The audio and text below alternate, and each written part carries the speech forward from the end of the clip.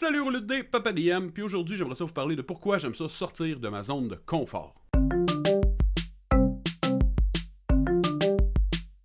C'est une question qui a été posée par Coup Critique il y a de cela quelques semaines, voire slash mois. J'avais pris ça en note, mais je me disais c'est intéressant de parler, ça prend une capsule là-dessus, ça prend plus qu'une minute. Là. Moi j'adore ça, sortir de ma zone de confort, et ça vaut pour toutes les sphères de ma vie. Faut dire que moi, à ma job, on m'a souvent dit qu'il faut sortir de sa zone de confort, question de repousser ses limites, d'être meilleur, de se challenger. Puis je suis un gars qui aime ça le défi, puis qui aime ça se challenger. Fait que c'est sûr que dans le jeu de rôle, qui est comme mon hobby number one of all time, c'est clair que j'aime ça me challenger aussi. Mais là, avant de poursuivre, j'aimerais ça préciser que si toi, tu dis non, je veux pas ça, moi sortir de ma zone de confort, ça me tente pas, j'ai les mêmes chums, on fait le même jeu depuis 1978, pas de problème. Moi, si tu me dis, je fais du Donjon Dragon, mais au lieu de rouler des dés, on lance des ballons dans des cerceaux, pas de problème. Tu me dis, je joue juste en ligne les soirs de pleine lune, puis on se déguise en canard, pas de problème. Comprends-tu que le jeu de rôle, moi, tu peux le faire ce que tu veux avec, je suis content. Parce que là, je le sais qu'il y en a qui aiment ça ostiner dans la vie, là. Fait que là, moi, ce que je donne, c'est mon opinion à moi, puis là, pourquoi est-ce que moi, je trouve ça vraiment cool de sortir de ma zone de confort.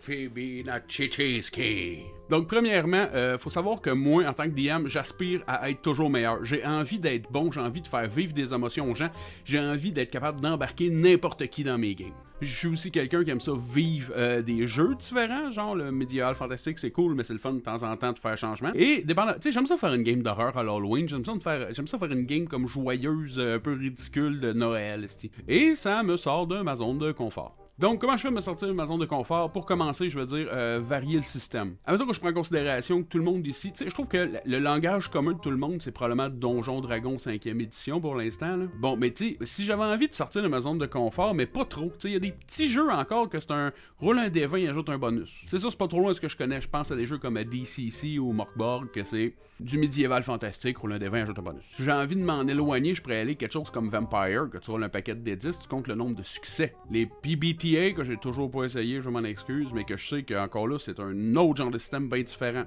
Fate, super différent. En ce moment, je fais du fléau, c'est du roll under. T'as des statistiques, tu roules ton D20, faut que tu roules en dessous de ton chiffre. J'aime vraiment ça, mais c'est bien différent de Donjon Dragon. Bon, fait que déjà là, tu peux prendre pas mal n'importe quel jeu médiéval fantastique, mettons, puis dire que tu vas prendre encore le même setting, puis juste changer le système. Tu restes encore dans l'univers, tu peux encore créer tes games comme tu le faisais. Mais des fois, je pourrais aimer ça aussi changer de style de game. Ce que j'ai le plus fait, mettons, dans ma vie, c'est clairement du médiéval. Ce que j'ai le plus fait dans ma vie, c'est clairement du médiéval fantastique. J'ai fait pas mal de Vampire, donc je vais dire du contemporain un peu sci-fi.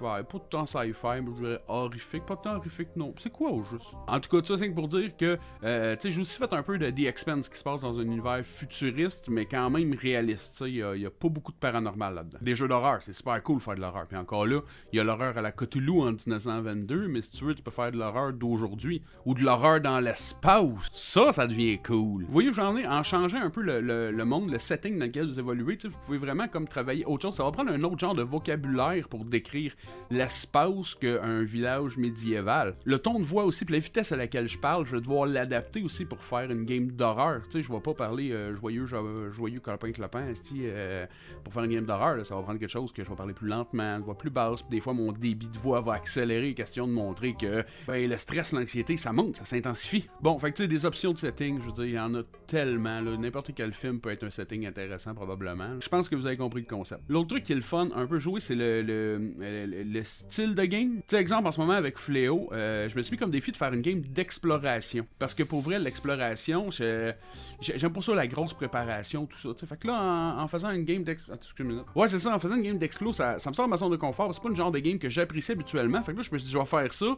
Puis je vais essayer de m'arranger pour que ça soit le fun. Fait que je me suis, tu sais, j'en ai déjà parlé, je me suis créé une manière de faire ça pour l'apprécier. Mais tu sais, que j'avais fait ma game Full Dragon, j'avais dit, ça va être une game que politique. Ça va être une game qui va y avoir juste, tu sais, pas de combat, juste des intrigues. Beaucoup de personnages NPC, roleplay, ces affaires-là. Une game d'enquête aussi, encore là, à la Cthulhu, que les joueurs vivent un peu de stress, mais une game que c'est plus chercher des indices, comprendre pourquoi, tu sais, qu'on va vraiment plus susciter l'intellect du joueur, tu sais, pour essayer de créer quelque chose de plus Columbo. Ça, ma référence, t'es vieille un peu. Les combats, gros problème pour moi. Je ferais pas, même si j'ai envie de sortir de ma zone de confort souvent, je ferais pas une game qui va être que du combat. Parce que moi, ce que j'aime, c'est le roleplay, mais tu sais, temps en temps, j'aime ça dire, en ce moment avec ma game, tu sais, j'en mets un peu plus que d'habitude, puis mon but ici, c'est d'essayer de rendre le combat super intéressant, essayer de trouver une manière de faire la description des choses avec un système que je pense le supporte quand même assez bien, que quand il y a un combat, ça reste le fun. Puis roleplay. Tu sais, des fois, je peux avoir des joueurs qui sont très beaucoup forts en roleplay. D'autres fois, des games qui vont juste dire mon personnage va dire ça. Les deux sont corrects, ça, c'est sûr que ça dépend un peu des joueurs, mais en tant que DM, j'ai un bon bassin de joueurs, puis ça me permet aussi de dire, je vais aller chercher des joueurs qui sont forts en roleplay, puis je vais faire une game qu'on va avoir beaucoup d'improvisation. Ça m'amène aux joueurs. Tu sais, des fois aussi, sortir de ma zone de confort, ça peut être jouer avec une plus grosse table. Tu sais, moi, j'aime ça jouer à 4 joueurs. En ce moment, j'ai une game online qui en a 5. Donc, tant qu'on se coupe pas, ça va bien. Mais tu sais, si je me dis, si toi, t'es habitué de faire juste des games avec 4 personnes, essaye de jouer 1 à 1 avec juste une personne, ça change le mood dans Titi. Le joueur, t'as vraiment juste lui à t'occuper, là, puis les impacts de ses gestes, il y a juste lui que ça affecte. T'as pas à avoir l'inquiétude de dire, les joueurs vont-tu rester ensemble, je veux pas qu'ils split de party. Ok, si je fais jouer lui, il faut que je fasse jouer l'autre aussi pendant ce temps-là, égal, puis s'il veut rien faire, comment je fais pour que ce soit intéressant quand même pour lui à sa table, tu sais, je veux dire, jouer avec bien qu'un joueur, c'est un autre genre de dynamique pour un DM.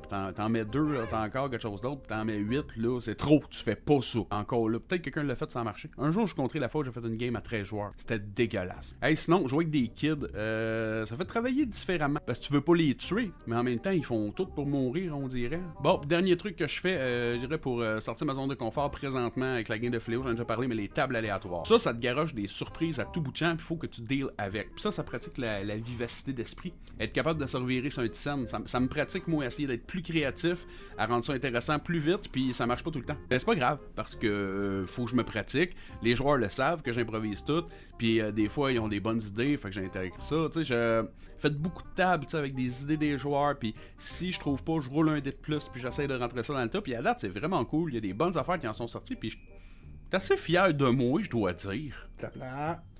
Ouais, je suis content, pour vrai, ça marche super bien cette game-là. Fait que c'est ça, j'aime ça sortir de ma zone de confort. Et c'est ça, dans le but de m'améliorer, d'être meilleur, plus rapide d'esprit, faire du meilleur roleplay, d'être meilleur dans tout ce qui a rapport au jeu de rôle parce que j'aime ça. Puis je le répète, si toi t'aimes pas ça, que t'aimes ça faire la même game avec le même monde depuis tout le temps, ben have fun, dude, pas de problème. That's it, les rouleaux de dés. Ciao, bye.